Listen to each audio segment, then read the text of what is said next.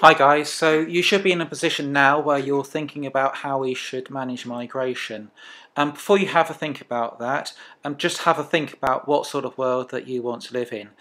Pause this, have a look at this Wordle, look at the words that are in there, think about all of the issues that we've talked about, and just mainly what is fair, what is right, how you would like to be treated, how you would expect to be treated if you're in a very, very different situation that you are now.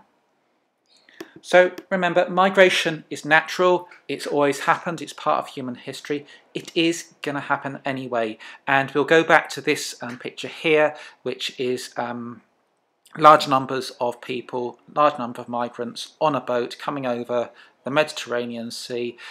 Even if we outlaw it, it is going to happen anyway. So something for you to think about. Should we just try to deal with the situation and say, let's not try and stop it, let's just try and manage it better, because it's going to happen anyway.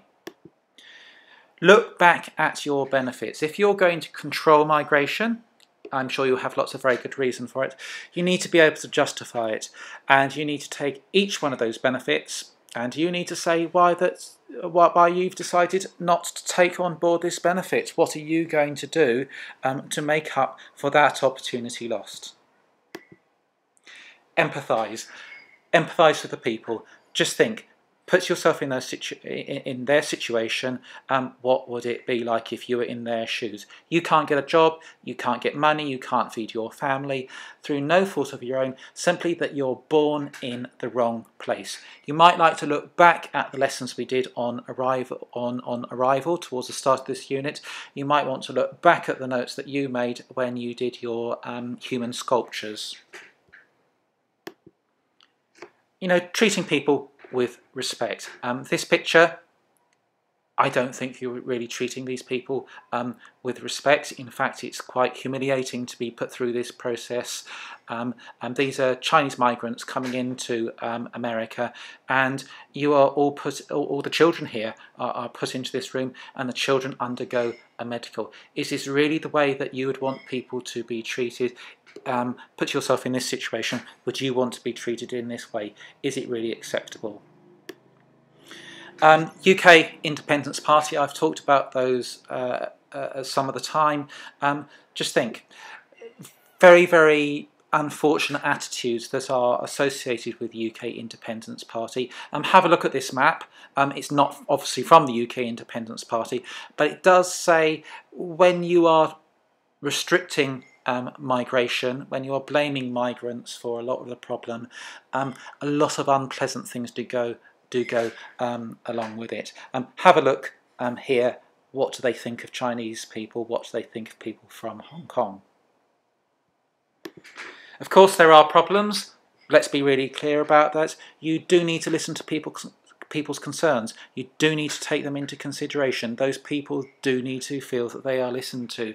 A big one for us, of course, is mainland mothers coming over and having babies in Hong Kong. If you were placed in that situation, would you do the same? And always think about this. If you was in that situation, would you do the same? Would you want your child to be born in Hong Kong, where there are a lot more opportunities?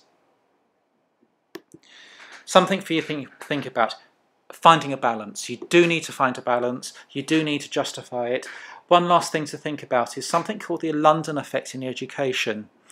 London has one of the most ethnically diverse populations in the world. In fact, there are some areas of London when more than half of the people come from a non-UK ethnicity, so they come from other countries.